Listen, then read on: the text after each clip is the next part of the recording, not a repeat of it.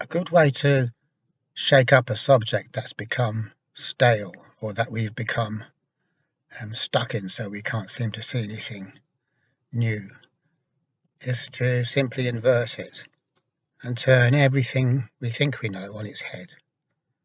So this is a kind of a trick, a kind of a thought experiment. It's just like doing a warm-up exercise where you shake your arms about and do all that kind of stuff. It's a mental warm-up, and we really need it because mentally we're all pretty rigid and inflexible, and particularly if we're familiar with a particular discipline or knowledgeable about it, we're extremely flexible because we're hemmed in on all sides by what we think we know. And that's a terrible situation because it means that we can never see anything in a new way, and we're just going to perpetuate the mistakes of the past over and over again. So that doesn't mean that we have to turn everything on its head and then make a new dogma about the inverted version, because that wouldn't be any good either. It's purely as a way of shaking the subject about so that everything good is bad and everything bad is good. Then we look at how that would feel, what that would feel like to live in a world like that. And if it happened to be the case that we were genuinely interested in our subject, genuinely interested in the truth, that is a fantastic thing to do. It involves letting go of all of our preconceptions, and that's the only way to see anything. That's how we get to momentarily experience beginner's mind. In practice, of course, if you suggest this in most situations, people aren't going to like it. They're just going to be shocked by it and look upon it as a kind of heresy. As if, for example, you've suddenly suggested in your religious community, hey, supposing God is actually Satan and Satan is God and we've been told the wrong story the whole time. Now that's not going to go down well. I can't think of any religious communities, not that I know that many, I suppose, but from what experience I have had, that would be interested in trying that little thought experiment. And the reason for that is clear. It's because religion really means having a very fixed, rigid frame of mind. And if you've got a very fixed, rigid frame of mind, because what you believe in it's very important to you that you do believe in it, and all belief structures, whether it's political or philosophical or whatever the hell it is like that. So if you're a believer, turning everything on its head, and I'm not just talking about religion, it's heresy. Folk have got burned for that. Burned slowly over green wood.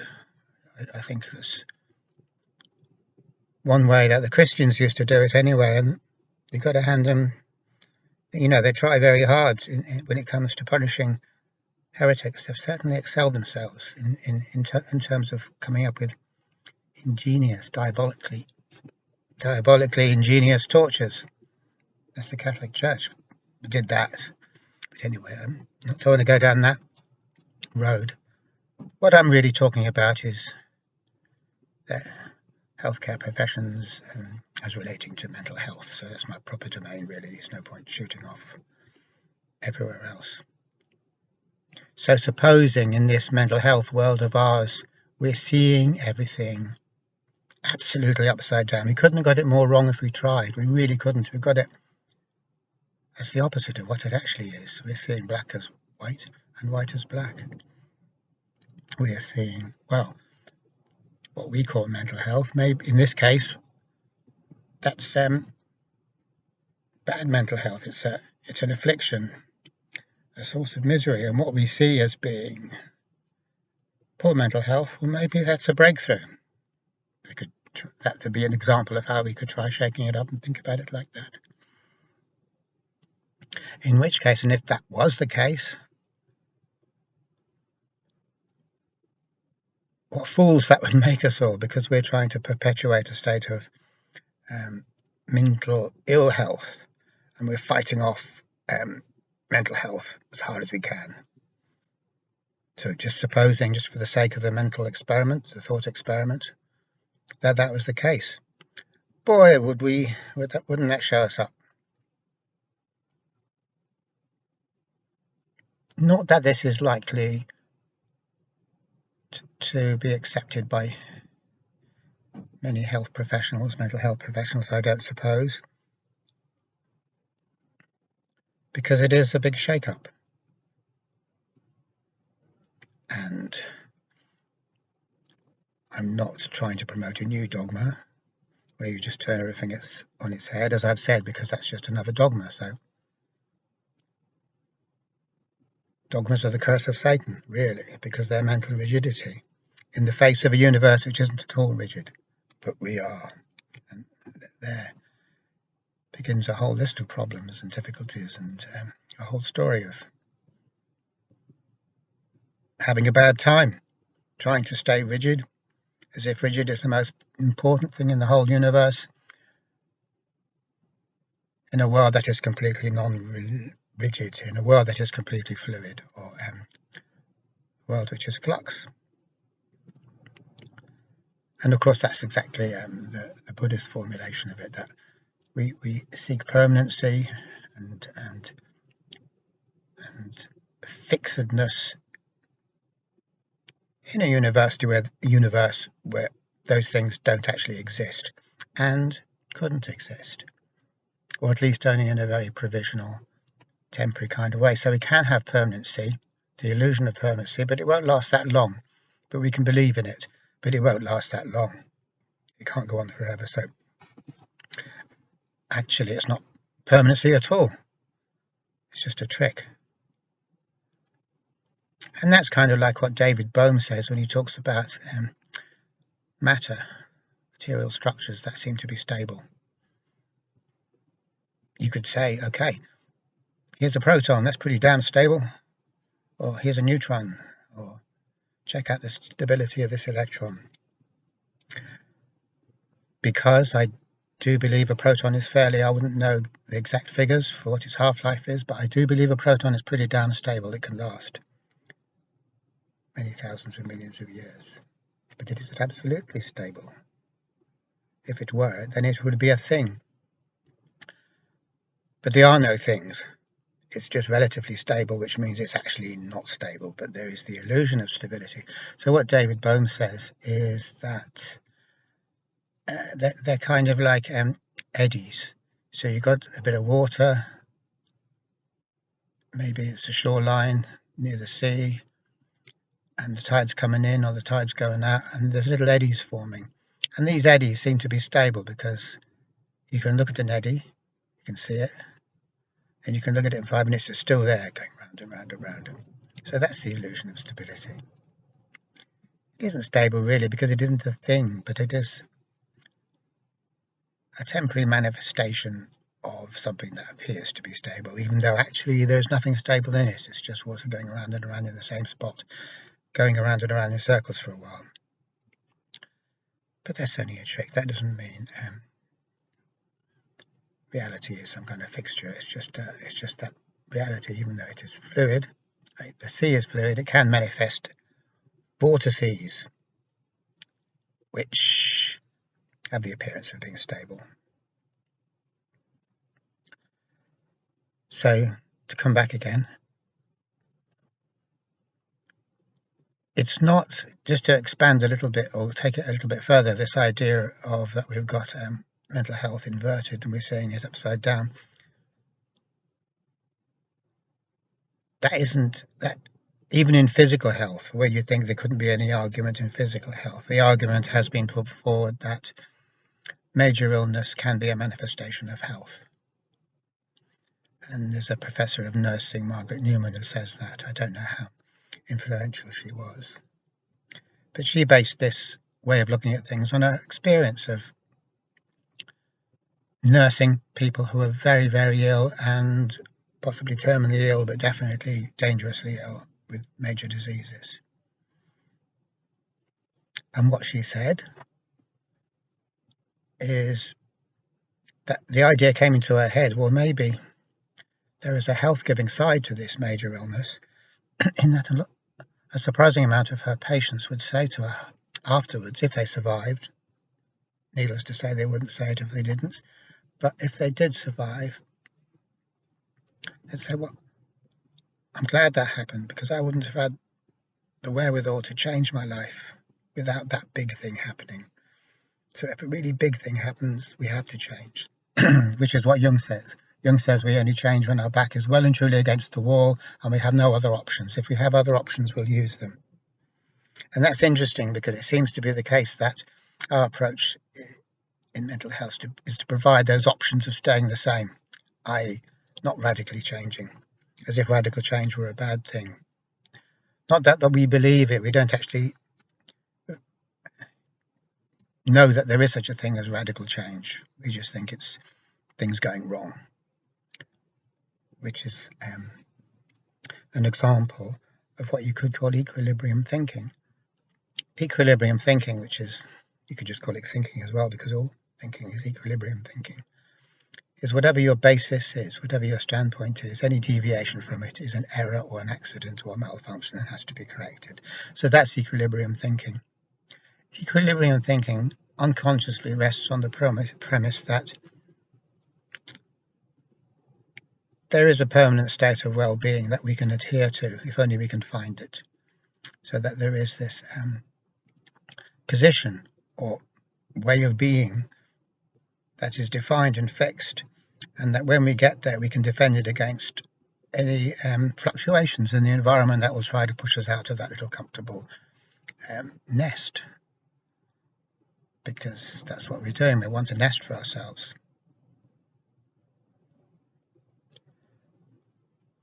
That's how we by default are going to look at it, and that is the small view. So that's the view we have when we're in the nest.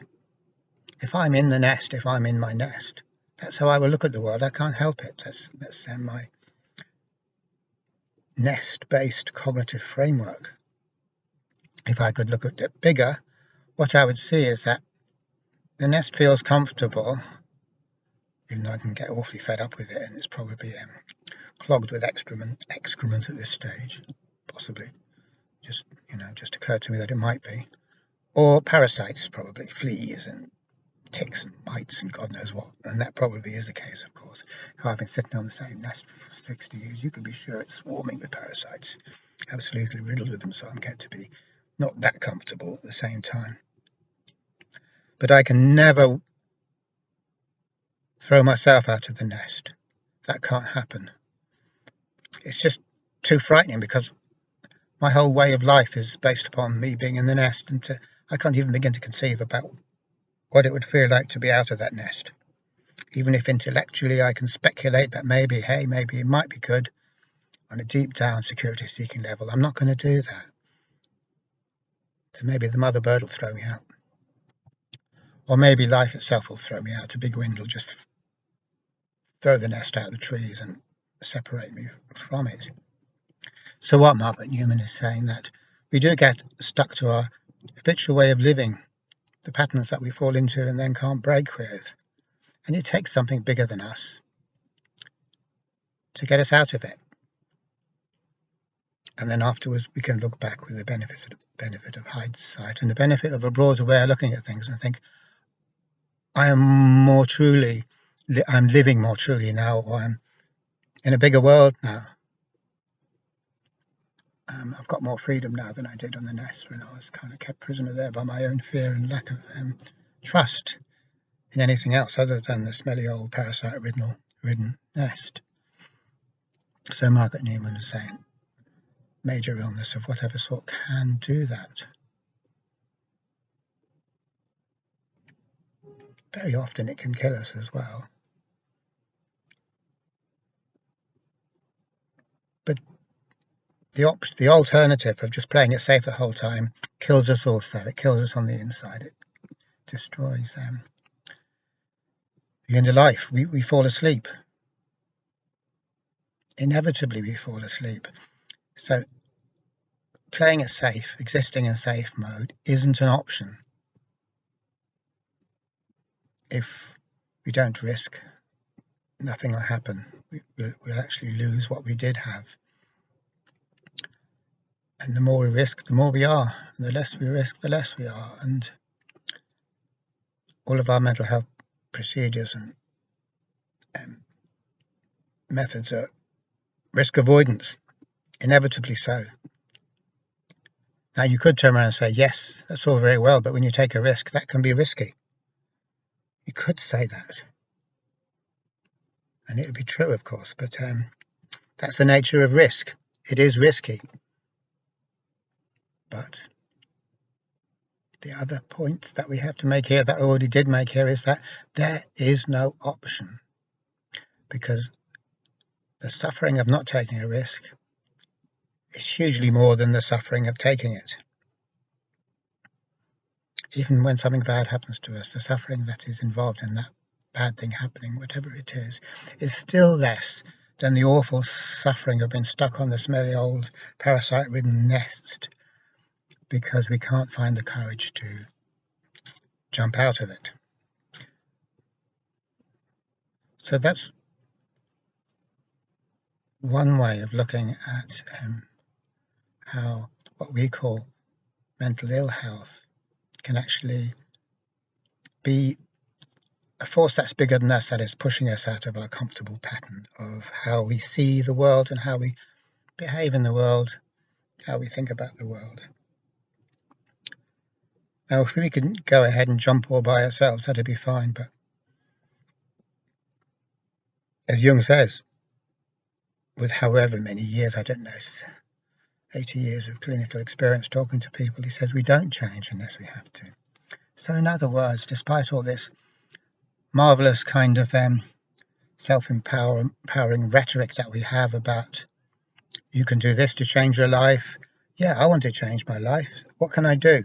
Oh, I'll do this. Yeah, I'll do that to transform my life, or to go on some pathway of personal self-transformation.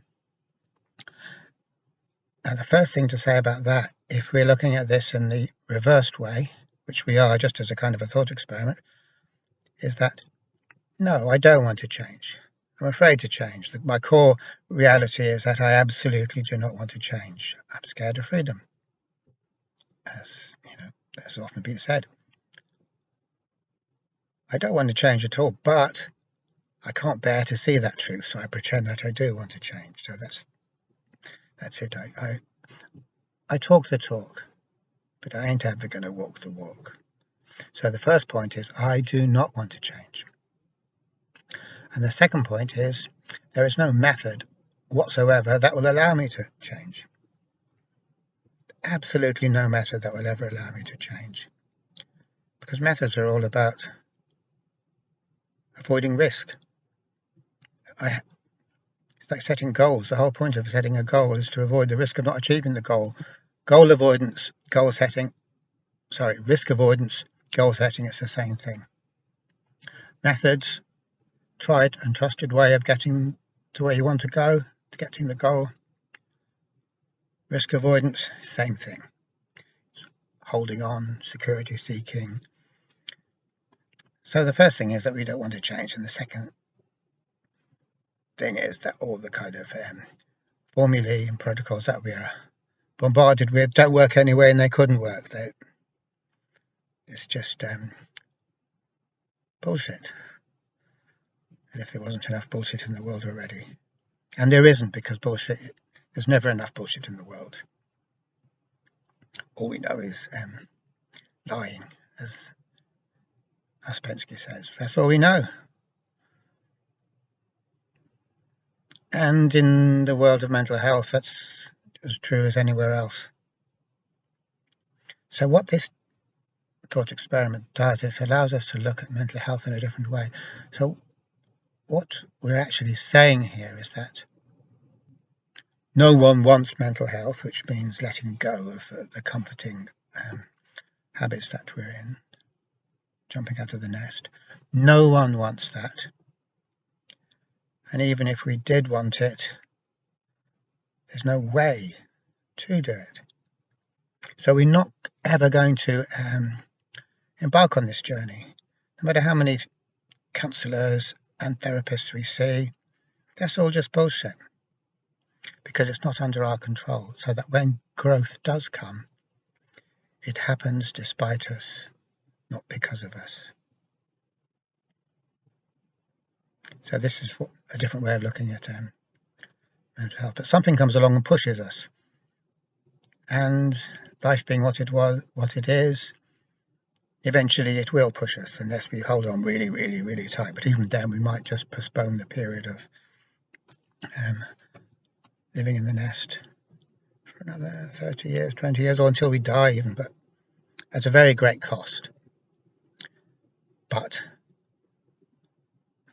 sometimes, and it's hard to say how many people this happens to, because as has been observed, some people they don't seem to get thrown out of the nest, and that's it. And maybe society is a stabilizing factor, because society is a giant nest and it stabilizes itself very well. So society is definitely part of the problem. But the idea by doing certain things which are totally in line with society and society's thinking, which is equilibrium thinking, which is, as I was saying, only values what it knows about it, only values its own goal states, even though its own goal states are static. They're the problem. They're holding on. Our goal states are projections of the nest. Everything's the nest. If I'm trying to achieve my goal, I'm trying to make a nest in the future, basically. So it's a kicking and screaming thing. We have this idea that we can just think the right way, and out of right thinking, then we do the right action, and we will do the right thing to become mentally well again. And so, by default, the way this rebounds is that when we don't do that, when we don't think in the right way, and when we don't do the right things, which is known as therapy interfering behavior in DBT, and possibly it's known as that in other fields as well, then we're deliberately, the only reason we're not getting better is because we like being sick, and the secondary gain, that deadly phrase, secondary gain. There must be secondary gain there somewhere. But this is a perfectly absurd way to see things, seeing as we don't have the purposeful driver's role in becoming more whole or more well in the first place. We couldn't, even if we had all the conviction in the world and all the motivation in the world, we couldn't do it. It can't be forced. It can't happen as a result of personal will. So the absurdity of what we're suggesting, well, it goes beyond absurdity, because we're actually blaming people who can't do an impossible thing. Because we're saying, well, you could do it really, couldn't you? But you just don't want to.